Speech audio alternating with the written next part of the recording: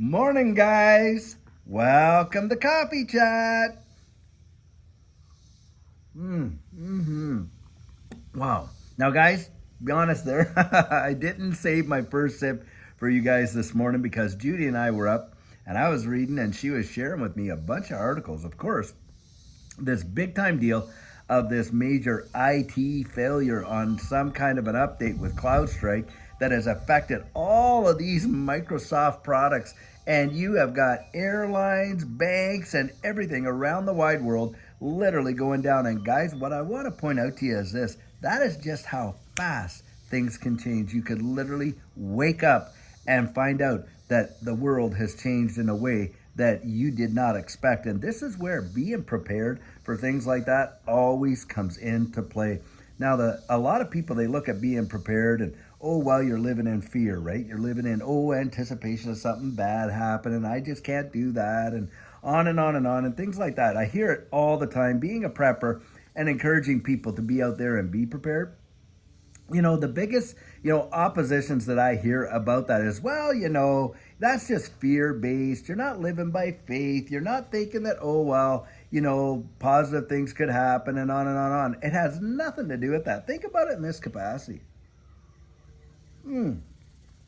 We all go out there, and a lot of us, of course, have car insurance because it's required by law and all kinds of other reasons, but we don't ever want to use that car insurance, do we? We hope we never have to use it, although we do have it. Same thing with health insurance. I mean, I don't know, people that buy health insurance I can't wait to use my health insurance and get sick. No one thinks like that. But we have those things. Why? Because of the eventuality. If something did happen, we would be A-okay. Or at least it wouldn't be as big of a blow as if we weren't prepared. And that's why I'm out there. I encourage people to go out and, stock up your pantry, stock up your fridge over there, put things away that you would normally use anyhow. And another reason for that too is right now you can get a lot of things that are way cheaper than they will be down the road with the inflationary result.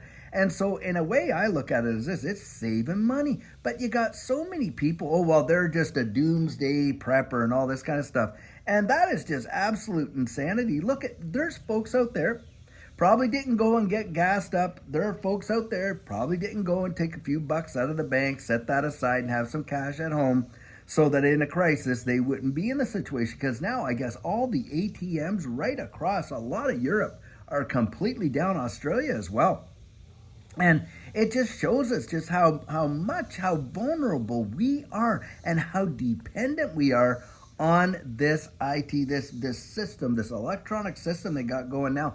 And think about this. I want to throw this out there. Back in the 1980s, banking around the wide world was A-okay without having to deal with the internet and stuff like that. Now we're so dependent on it. You watch, this is going to cost trillions and trillions of dollars, just this one outage for this time in the banking industry. It will be something. You wait and see. I'll tell you what.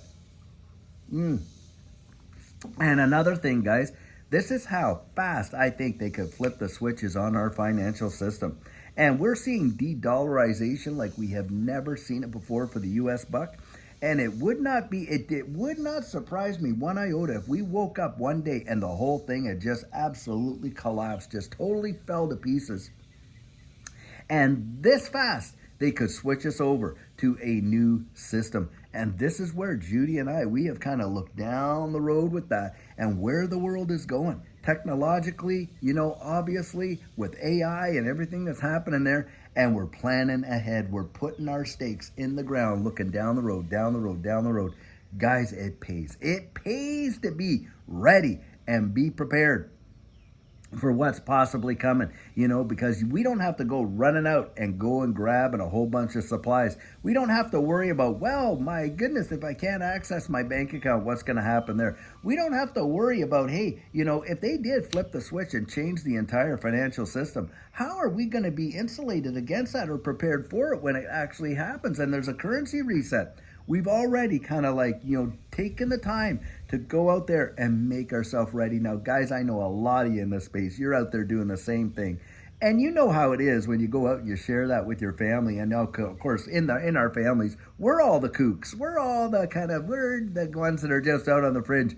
But guess whose doorstep they're going to land on when everything hits the fan and, they aren't ready for themselves? You got it. They're going to come to us and you and all of us in our families that are prepared, and they're going to say, oh, help, help, help, and all that. And for us, hey, what are you bringing with you kind of thing, because, hey, we can only do so much. I mean, obviously, if you ended up trying to take care of the whole community, within 2-3 days, you would be out of everything yourself. And, so there are limits to how much help you can provide.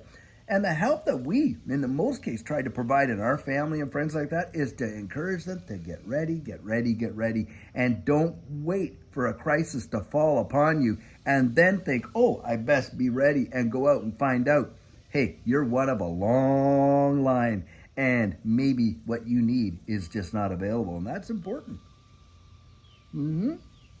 Now, apparently they are throwing a fix out there, and this whole situation is going to get resolved, and it's not a cyber attack like like the old WEF and Klaus Schwab has all talked about. But think about this. I often wonder, considering it is the world's greatest IT catastrophe to date thus far, at least that's what's being reported. So I often wonder, is this just a trial run? I know that sounds crazy, but believe it or not, sometimes I think like that. I think, are they really just testing to see how quickly they can shut things down? I mean, I hope not. I really hope not. And maybe that's just a little too far out there. But unfortunately, guys, they have lost my trust. They've lost my trust. I do not trust the powers that be really have your interests and my interests, our best interests at heart. I just don't believe it. What I see is all these politicians is doing whatever the heck they want to stay in power, wield their influence, all this kind of stuff, line their pockets like we all say, and we can see it real hand. And so for me, I always kind of think, well, if I was kind of like thinking like some of these guys might think and never letting a good crisis go to waste, I might consider, is this really happening? Did it really just happen? I mean, how many updates have we had?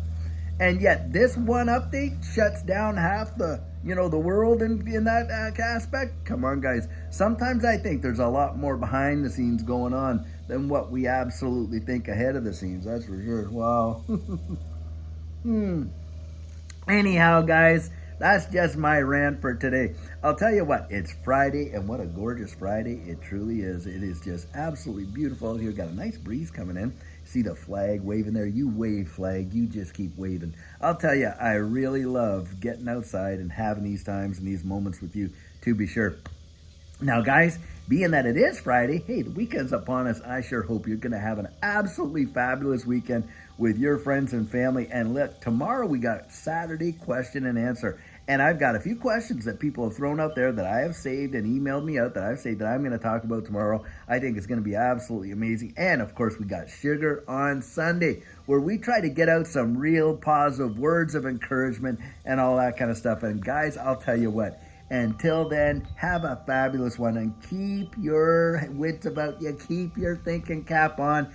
And don't let yourself wait until you're in a crisis to be ready for one. And until next time, guys, have a fabulous one and take care.